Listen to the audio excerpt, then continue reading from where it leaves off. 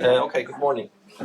So the next part of the lesson is trigonometric functions, and we want to have an idea about how the graph of sine or the graph of cosine looks like. Okay, so let us just start with the function sine x.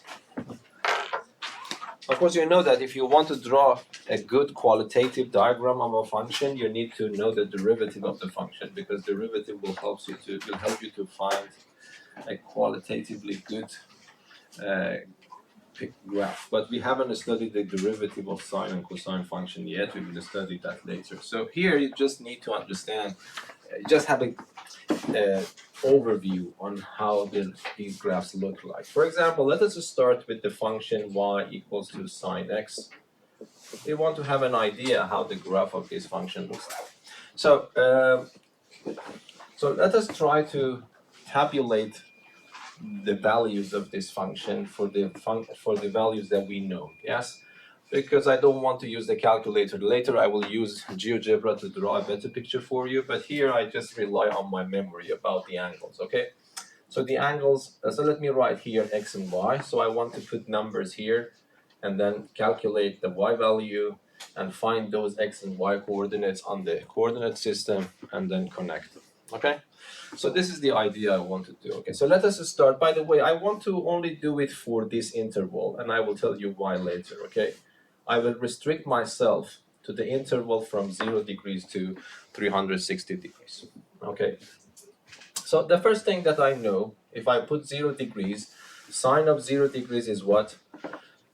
Sine of 0 degrees is actually 0, yes? Okay. I can put more angles in, so let me just put only simple angles. So I put 90 degrees, and then if I calculate this, in the book you see that this table is more extensive, but I need to use calculator all the time if I want to put all the angles. So let us just stick to the famous ones. That is enough for our purposes. So if I put 90 degrees, what happens for y? It becomes 1, because sine of 90 degrees is 1. And then let us just do 180 degrees. It becomes 0. And then if I put 270 degrees, what is the answer? Minus 1. And then finally, if I put 360 degrees, the answer becomes 0 again. Okay, so now if I draw, if I highlight these points on my interval, so let us say this is 0 degrees, let us say this is 90 degrees, and then here I have 180 degrees, and then 270 degrees, and finally I have 360 degrees. Okay, so if I have 0 degrees, y is 0, so the origin is a point. But when I have 90 degrees, I have 1 unit. Let us assume that this is just 1 unit, okay?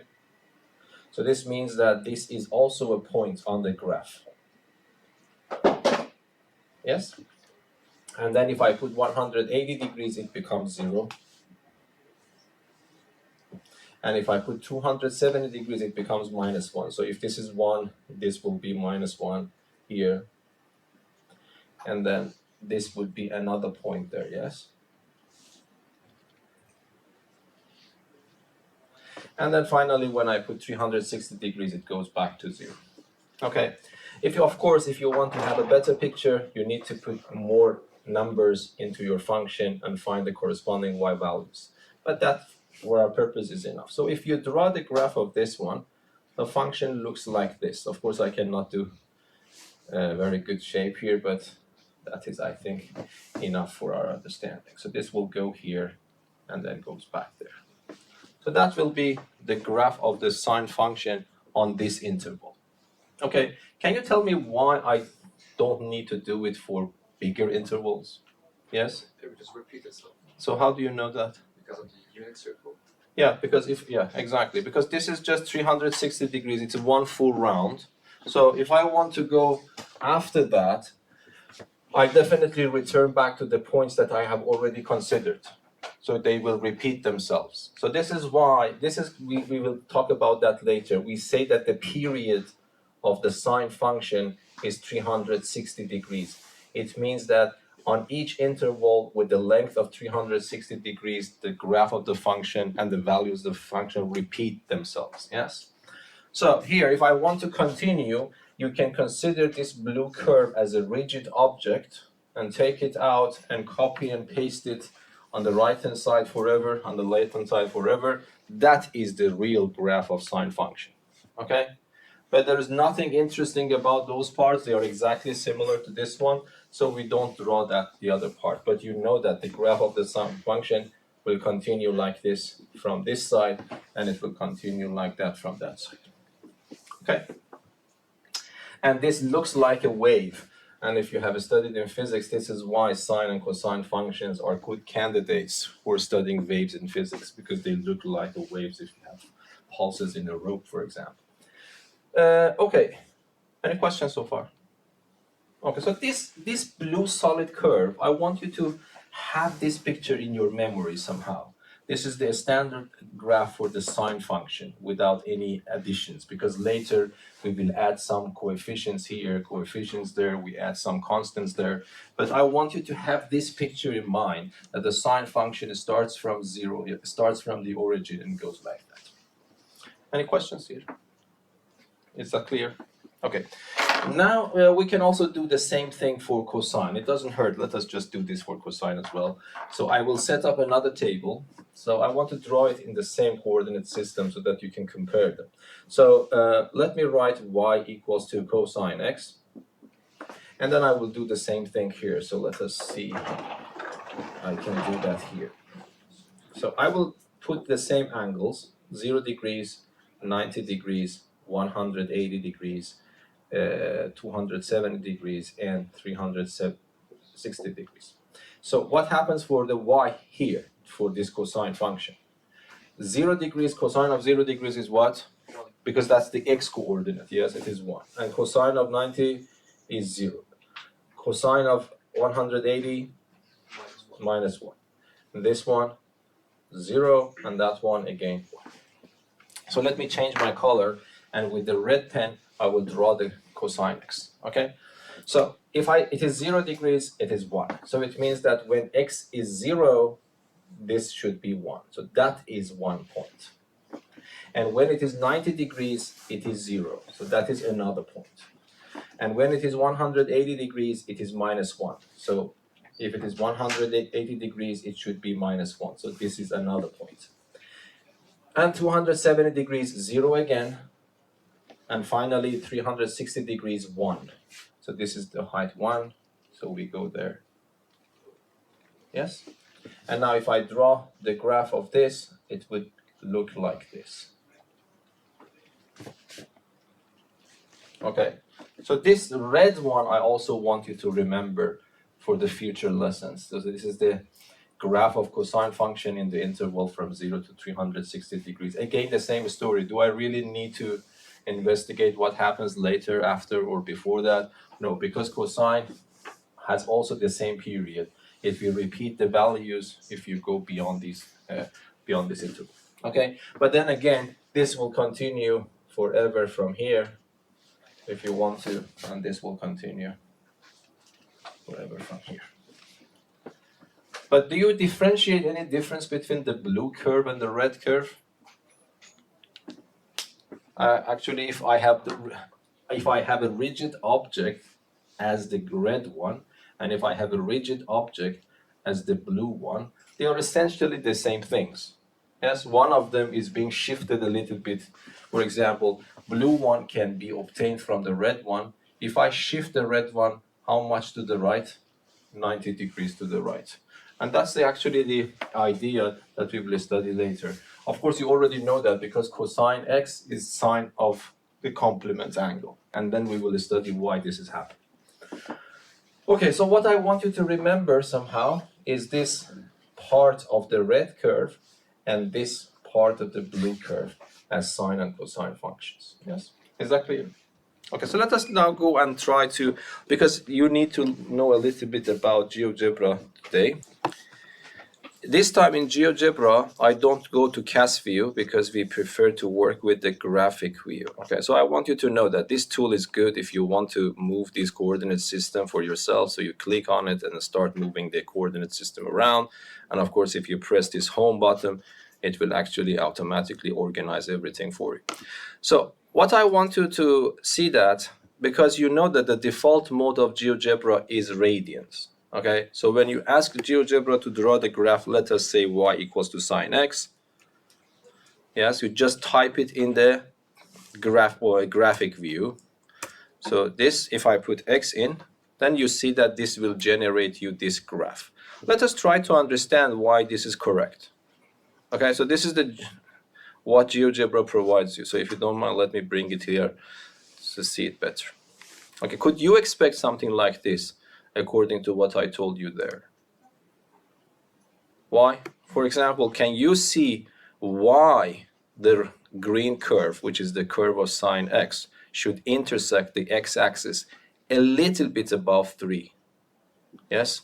It intersects at pi, which is Pi radians, because I told you that by default, this draws the graph in radian mode. Okay, so and then this 3, a little bit above 3 is pi radians, but pi is which number? 3.14 something, so it's a little bit above. So if you want, you can check that. You can go and choose this point and click on this point. Yes, and then you see that the x coordinate up to the 2 decimal points is 3.14, which is exactly the same as pi. Okay, we don't need that, so let us just remove this. Okay, we can of course do it better. This I want you to learn. If you want to draw it in degree mode, so what you're supposed to do, okay, before degree mode, let us make it clear. If I want to make it in radian, we right click on the screen and then you go to graphics and then you go to x-axis. So you have these options here. So let me just repeat. So you right click and go to graphics and then you have these tabs for x-axis. So here you see the units. I can use the units to be, for example, I don't know, pi. Okay, so then it becomes clear that this number is pi, which is 180 degrees, and this number is 2 pi. Okay, and if you want something in between, so you can go and change the distance. So you go to graphics again, you go to x-axis, and then you click on the distance, and then you can choose. So here I have choose the distance to be 1, so that would be the same story. So let me choose it to be pi over 2, for example. Now I have the grids with pi over 2 at the step. Yeah, so these adjustments you can do. If you want, you can type pi over 4, for example. It should work. So I close this and type pi over 4 and then press enter. Okay, it doesn't work or works. No, so I don't know why it doesn't work. It should work.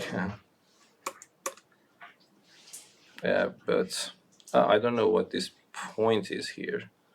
So let me take that one. So in principle, I should be able. So if I make it pi, it becomes pi. I hope that you can type as well, because these are very limited then. So if I put 4 and press enter, okay, but might be, this is now pi over 4, but because the fonts I have chosen is so big, there is no enough space to put pi over 4 there. I make the fonts big for you so that you can see it when I'm doing it, but you can adjust it so it will work. So for the radian mode, you can play around and then you can have it exactly like radian mode. But for degrees, so let us just do the degree one. For the degree one, so if you don't mind, let us switch back to the original version. So I don't know why. Okay. So let me take this off, and then choose this. Okay. So I right click, I go to graphics, and then I choose the x-axis. And then what I will do, I will take the units as degrees. You see, this is just a symbol. It puts a degree on everything, okay? And then I put the distance, for example, say 1. Now it is 1 degrees, 2 degrees, 3 degrees, etc. But I hope that you agree this is wrong, yes? Because sine of 1 degree is not so big, yes? Sine of 1 degree is very small number. So how can I adjust that? Then I have to go back here, and then I type a degree sign from here. So you go to f of x tab, and then you press that one, and then press enter. But something strange happens. Can you predict what will happen? Because, so you see, let us go back to the board. When do you expect to have this peak? When? It is 90 degrees. But where is 90 degrees in this scaling? In this scaling, 90 degrees is very far on the right. So if I press enter, this will happen. Okay, and that's correct. It's not wrong, but it's not a very good picture. Why? Because it reaches to height 1 when it is 90 degrees. So if you want to check it out, you can just move to the right, and then you see that when it is 90, this red-green curve is really a 1. Yes, something like this. But of course, this is not a very good picture so that we can work with. So this is a good tool. So you just click on this one, and then you go to x-axis. You see that the cursor is different now. Then you can just squeeze it. Yes? And then I will tell you why this is happening.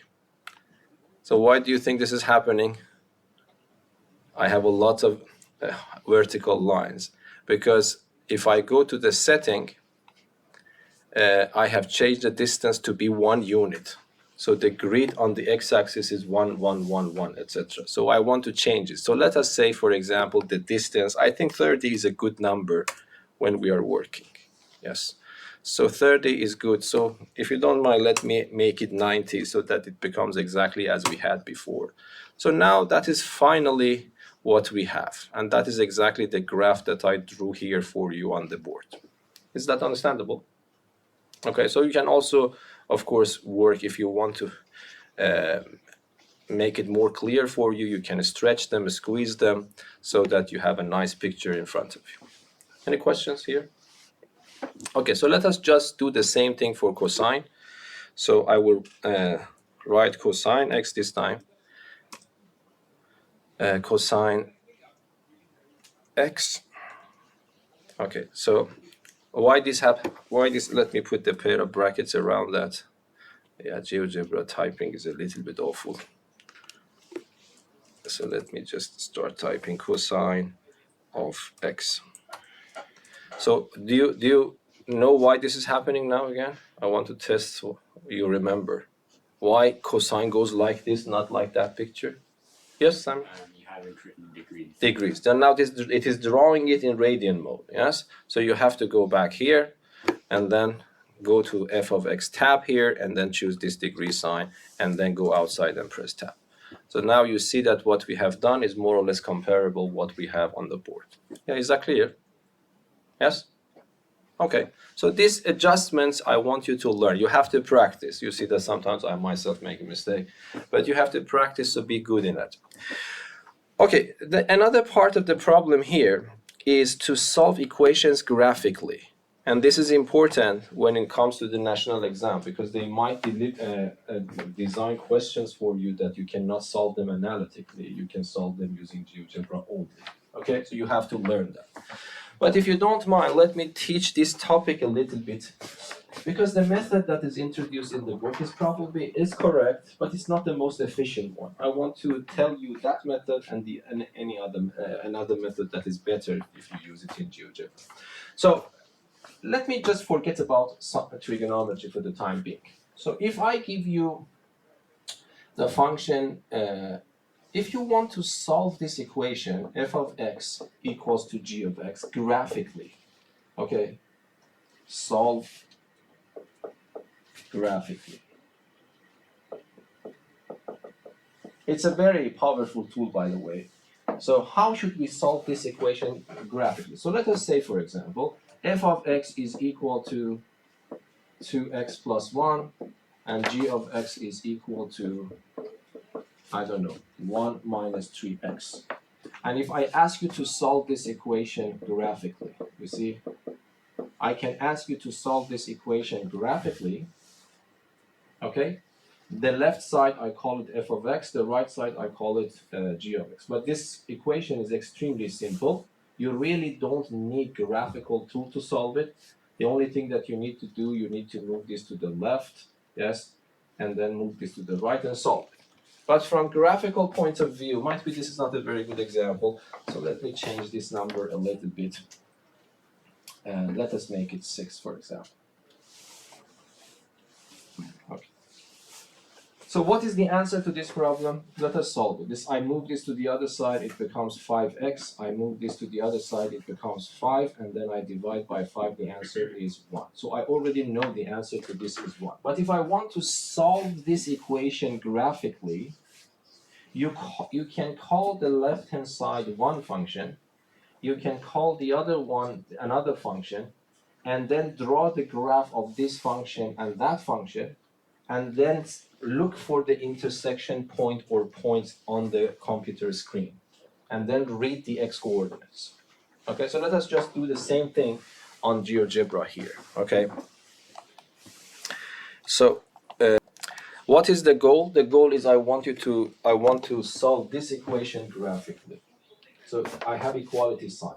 The left-hand side of the equality, you draw the graph of that one only, and then you draw the graph of the right one again, and then in one coordinate system, and ask GeoGebra to find the intersection points between the graphs that you see on the screen. I will tell you how, okay?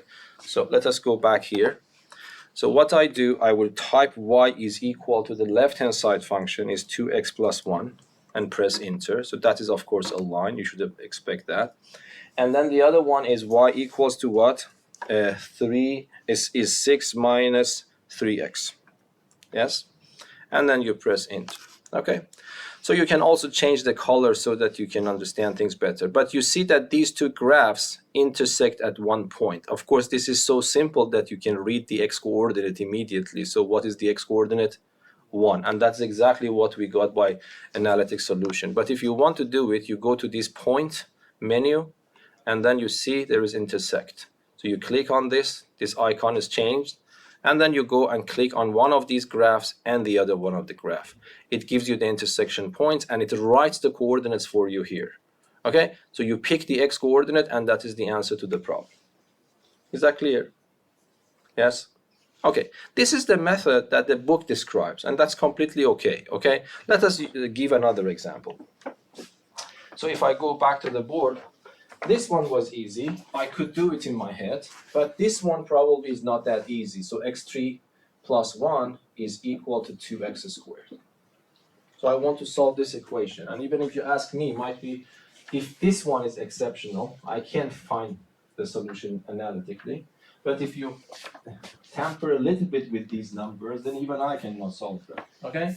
So let us try to solve this equation using a graphical tool in GeoGebra. So what should I do first? I go to GeoGebra, open a graphic picture. I draw the graph of the left-hand side function, whatever it is. And in the same coordinate system, I draw the graph of this one, whatever it is. And then I see what happens, and I use GeoGebra to find the intersection points. Which one what is the answer to this then? When you see the intersection points, the x-coordinates are the solutions to this equation, only the x-coordinates, yes? So let us check that here. So let me get rid of them. So here, I draw the graph of the left-hand side, y is equal to x to the power of 3, and then plus 1. That is the graph of that function. And the other function is 2x squared. What is it? It should be a parabola, yes? So y is equal to 2x to the power of 2. Okay. And you see something like this. If you don't like it, as I told you, you can do this stretching, and I don't know, this is probably not even, it's a little bit better. So yeah, something like that, okay? So you see that how many intersection points you see? One apparently is here, the other one is around here, and the other one is around here, yes? And then you use GeoGebra to find them. So how do you do that? You go to this one. If usually by default it is on point, so don't miss it. So you just go here and then click on one of the graphs and click on the other graph, and then you get 3 intersection points. But what you are supposed to write as the answer, what are that? One of them is minus 0.62. the other one is 1, the other one is 1.62. Yes, so these are the answers to this equation if I solve it. Yes. Can you explain how you get the points again? Pardon?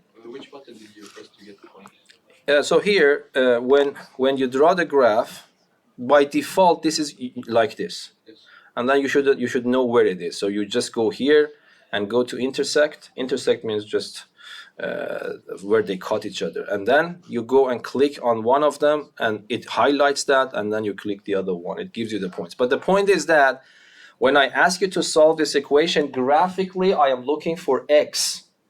I am asking you find all possible x that it works, and then you have to read this from the x coordinates. Yes, and of course here by default it is 2 decimal points. If you need more, so you need to go to setting, and then here you see by default I have put it on 2 decimal points.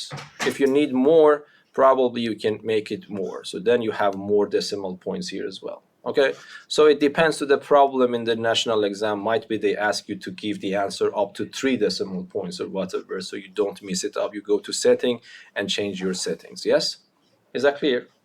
I don't know if they also ask you about significant figures. Significant figures is no longer the part of the lesson, I think, for Math 1C, but down there you also have significant figures. So even if you don't know what significant figures is, you can just use the app to calculate that for you. Okay, is that clear? Okay, this is the strategy which is completely correct and it works. This is also introduced in the book for this topic, but I think there is a better way to do it, especially using GeoGebra. So let us just talk about that here. So I prefer not to draw 2 graphs, because then it would be a headache. I have different graphs. What I do, if I want to do this graphically, first I myself move this to the left-hand side. Okay, so what happens? It becomes x to the power of 3 plus 1 minus 2x squared. And then what happens on the right? It is 0.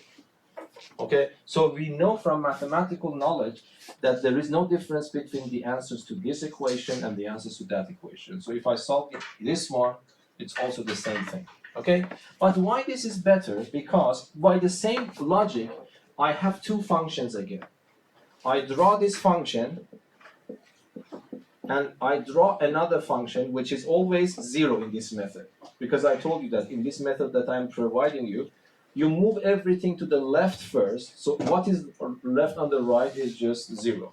So again, you have 2 graphs. One graph is what you have on the left, and the graph of the right is y equals to 0. But y equals to 0, you don't even need to draw it. What is that? It is always 0. Now what is that? What is the graph of y equals to 0? It's the x-axis. It's the x-axis. So in this way, you don't deal with, in principle, you deal again with 2 graphs. One graph is whatever you have on the left, the other graph is y equals to 0. But y equals to 0 is always the x-axis. So you don't deal with 2 graphs, okay? And then you ask GeoGebra to draw the graph of this function. Okay, before I do it in GeoGebra, can you tell me what should I do there? So let us say that I go to GeoGebra screen, and I ask GeoGebra to draw the graph of this one. How can I find the solutions to this equation using this new method? Yes? You see where the intercepts the x-axis. The x-axis, and then I read the x-coordinates. Yes? This is better because you only deal with 1 graph, okay, not 2 graphs, okay? Again, essentially you're dealing with 2 graphs, but 1 graph is always the x-axis, yes? So let us just do this one and compare that one.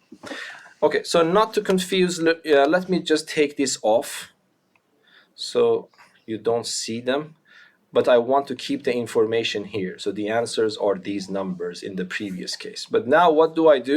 I draw the graph of y equals to what? X to the power of 3 plus 1 x to the power of 3 plus 1 minus 2x to the power of 2, yes? And then I press enter. So that will be the graph.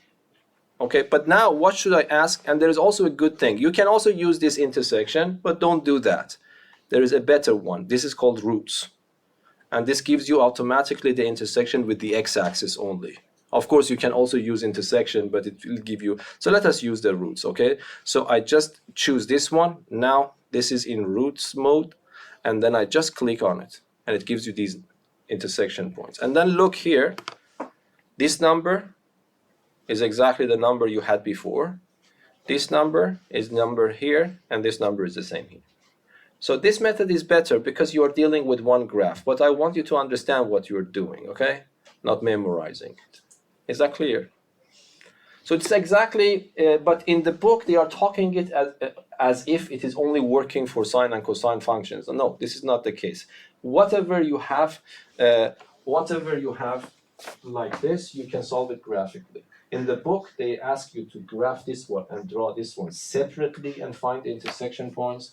But I am recommending you move this one to the left-hand side and take the left-hand side as one single function and find the intersection points with the x-axis. That is easy. Of course, if you do it the other way around, that also works. Yes, is that clear? Okay, so remember and try to practice these things that you can do that. Okay. So if you don't mind, now let me just close this. We actually, first let us make the adjustment for the x-axis. So the x-axis, let me make the distance, I don't know which one do you prefer. So let us make it, I don't know, 30 might be good. And then let me go and make it degree mode. Okay, yes. And then close it. And then I choose this one to compactify things a little bit. Now everything seems good. Okay, now let us go to the board. I want you to solve this. This is the example in the book. I want you to use graphical tools to solve this equation. Okay, this is exactly the example in the book.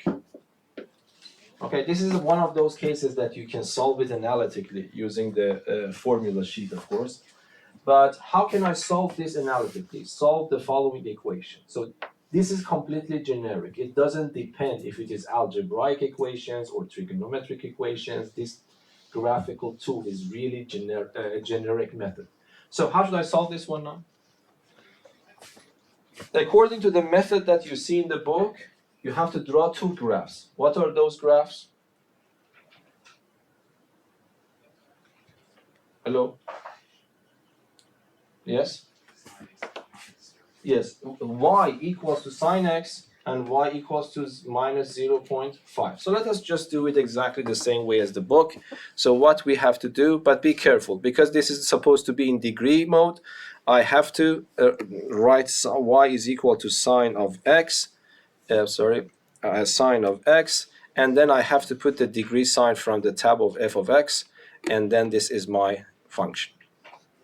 Okay, and now I enter that, and then I go y equals to minus 0.5.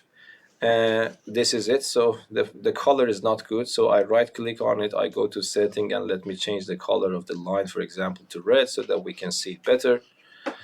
Okay, so if you don't like the scaling, you just choose this tab, and then when you go here, so let me just do this and let us open this up a little bit so that we can see things better. Okay, so what is the next step? What should I do? In this method, I need to go to the points and then find intersect. And then, so let us see, because how many intersection points, by the way, you see? You know from theory. How many? Infinitely many. Okay, so GeoGebra will not be able, of course, to give you infinitely many. My suspicion is that it will give you what you can see around the display. So you click on this one and that one. So you see, you get one intersection point because might be my clicking point was around that. But I see that there is another one. And then you want to solve it. It is better to solve it on which interval? From 0 to 360 degrees. So let us concentrate on this one as well. So I click on it again and click on it again. So I get these angles. But be careful. What is the meaning of 210? Degrees. Yes, you have to write 210 degrees because GeoGebra will not understand that. This, I told you, it is symbolic here. So it doesn't understand that is 210 degrees. So when you write 210, one solution is 210 degrees and the other solution is 330 degrees.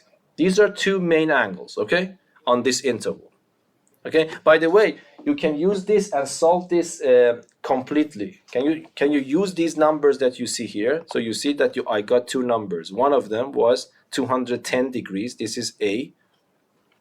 By the way, I have by default I have closed labeling. So if you start, whenever you click and the point is clear, GeoGebra automatically label it. So if you are confused, if the label is closed, you can right click and say show the label. So that's point A. Okay, but I didn't like to label it automatically, so that's point B. Okay, so this is point B with x coordinate 330. You should interpret it yourself as 330 degrees. The point A has x coordinate 210. You should interpret it as 210 degrees. If they ask you to solve it on this interval, you can use this method. But by the way, you can also solve it completely. Yes? What is the complete answer now according to the information you got there? Can you tell me? One angle was 210 degrees. The other angle was 330 degrees. But if I want to write the full solution, what should I do? Yes? Plus n times N times 360 degrees. So even if you want to use this, solving the complete way, you can do that, yes, in graphical method, okay? So this is the solution to this. But the way that I describe it, I think it will be better. So let us review my method. So what should we do now? First, if I want to solve this graphically, what do I do? bring the 0.5. I move this to the left. It becomes what? Positive 0.5. What is left on the right is 0. And then what I do, I draw the graph of one of them because the graph of the second one is always the x-axis. So I draw the graph of this one and then find the roots. Okay? So let us just do that. I think this method is better. So let me close these two so that you are not disturbed, but let me keep this information.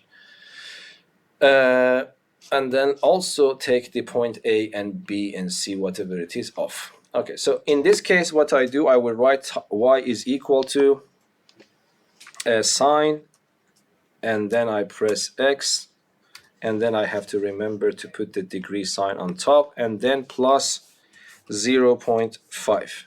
And this is the graph I get. This is only one graph in this case. And now what I use, I go here, instead of intersection, I go and find roots. And then I click on this. And this is good. You see, it gives you all of it, which you can see on your display. And my suspicion is that if I move this around, these labels will change. These numbers will change. So let us see if it like that. Yes, it is like this. So it always gives you the points that you can see on the table. So this is more effective tool if you use it. Okay, but let us try to see this point and that point. So if you don't know the label, you go here and right click, show the label, that is F. Go here, show the label, that is G. And now go here. What is the x coordinate of F? 210 as before. What is the x coordinate of G? 330 as before. Okay, but the good point is here you deal only with one graph. Yes? Any questions? So for example, in graphical method, in that part that you're allowed to use graphical tool, they can ask you very strange questions about. So for example, there is no way that we can solve this equation analytically. For example, they can ask you, I don't know, solve this equation, sine x equals to 2x. Okay. So can you feel this is not the standard? We haven't talked about these kinds of equations at all in our lesson, because the angle appears as an angle, as a number. Okay, we want to make them. Of course, this means that you have to switch to radian mode. It will not work like that. Yes. So then you have to solve this equation. I want to see for which angle in radian mode sine of the angle becomes 2 times the angle. Yes. Do you understand that? So we want to solve this. There is no way for me to solve this. Yes? You have to solve this numerically. And the best way to do numerical method is to use the computer, because the mathematicians have already programmed the apps using these numerical methods. But for graphical tools, so let us see. Is your laptop ready? Can you solve this yourself? graphically. But be careful. Go to radian mode, okay? Okay, could you do that? Yes? So what's the answer? Not yet. I wait. Okay, so let me do that. If you want to do it, it's very simple. So you don't need to change any settings in GeoGebra. It's automatic. You make sure it's automatically in radian mode, of course, in your computer. So what I do here, I will go. Which one you want to choose? I think my method is a little bit better here. So let us move this to the left. It becomes sine x minus 2x. So I would type y is equal to sine x and then minus 2x. So that will be the graph. Okay, but why the graph is like that, it's not probably very strange if you understand a little bit about graphs, but you don't need to be worried about it. Okay, so let us go here, but of course you have to be a little bit worried because you don't know what's going to happen. Okay, might be this is the case that the graph goes up beyond the limits of your display and returns back where you cannot see it. Okay, and GeoGebra will not be able to actually detect everything. And so these things aside, the reason that we know that this is not going to happen, that's exactly the motivation why derivatives become important. So it doesn't matter if you have computer in front of you. So do you understand what I mean? There is no guarantee that this graph that is going out from my display will not return back and hit the x-axis somewhere on the left. Okay? So that's what I'm saying, that even if you have the best computer, best display in front of you, you will not be able to be sure that this is the case. So we need mathematics to guarantee that this is not happening, and that is why derivatives become so important. Okay, but of course you can convince yourself a little bit by moving things around. Yes. So this is apparently not like that. So it has some curves and going up and down. Okay. Okay, so then you go to intersect and then I put 0. Be careful, in this case it is better to choose the 0 and then I click on this. So it gives you 1 point. But this is the point that you can see on your display. You can make sure, you cannot make sure. To make sure you need to know mathematics, okay? So you see when I move this around, this turns into a question mark. So it means that this cannot find something else, okay? So x is equal to 0. So there is only one angle whose sine of that angle is equal to 2 times that angle. First of all, tell me, do you understand what's going on? Okay, so let me give you another one. So what happens about this? So let me write sine x is equal to 0.1x. So let us solve that one. Okay, let us see what do you do now. Okay, so could you solve this one this time? Did you get one answer again? No, I got 7. More. Okay, let us before drawing that, let me also ask you some question. Could you expect that this is going to happen? It is good that you have it here on the board. By the way, could you expect that this will give you only one answer? The graph of the blue curve is sine x. It is in front of you. Okay, can you explain why could you expect only one answer there? What is the graph of this function? Everyone should know about that. Y equals to 2x. What type of shape is that? It's a straight line passing through the origin. And what is the slope? 2. The slope is 2. Later, when we learned about the derivative, we will learn that the slope of the sine function here is 1.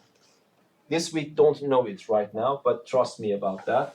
So if you draw a tangent line here, on the graph of the sine function, you will see that later the slope is 1 unit. Okay, so the slope of this line is 2 units. So if you want to imagine, you need to draw a line like this. Okay, so how many intersection points you see then? 1. And that's exactly this point. Well, that was expectable from this perspective, that there is only one answer. But what happens here now? What happens here now? This is again, what type of shape is this? 0.1 times x. That's also a straight line passing through the origin. But the slope this time is 1 over 10. So the slope is much less than the beginning slope of sine. So what happens then? So it means this, if you draw this line, I cannot draw it exactly here, but this line is a line with a much smaller slope. Okay? So you see that I will have a lot of intersections depending on at which rate it is growing. Yes, it might go even to intersect there as well. Okay? So this is why you expect that you have more solutions. Yes, is that clear? Okay, so if you want, you can see it here.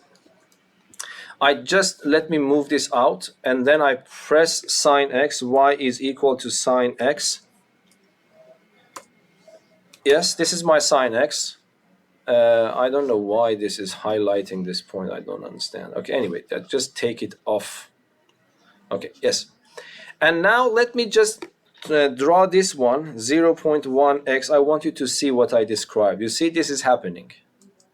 And that is what I tried to explain here for you. So this red graph is the red graph is still the sine function, but you see that the slope of this black line, which is 0.1x, is smaller than the initial slope of tangent. But then you see that this will intersect here, there, and there. But after that, I hope that you agree with me, there is no intersection, yes? Because it will increase and increase, but sine cannot go above 1 and cannot go below -1. So from the right-hand side, there is no hope that I find more intersections. On the left-hand side, this will happen, yes? So if you want to use that trick, you need to go to intersection, yes? And then click on this one and that one. But the intersection point gives you points one by one. So you have to click this one and this one again, it gives you another one. You have to go here and here, it gives you another one. You see, you have to find them one by one. So that is why I'm saying that if you want to use GeoGebra, the method that I described is better. So let us just do that one as well. So let me take this one off and this one off.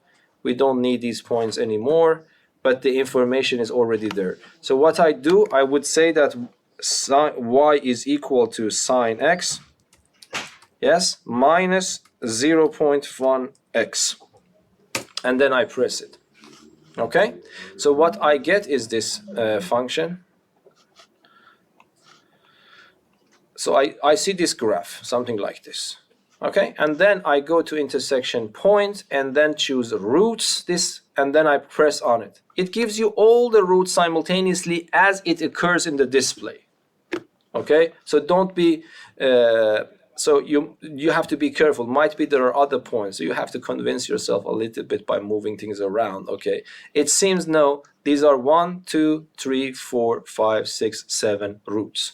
So they might give you this, for example, in the national exam and ask you how many roots are there for this equation as a multiple choice question, or they might ask you, okay, determine the roots up to 2 decimal points. If they decide to ask you about the roots up to 2 decimal points, what you provide as an answer? These numbers, yes, minus 8.42, minus 7.7. And by the way, you see that these numbers are also there in the method that the book describes. So is that clear? Yes or no? Yes. Okay.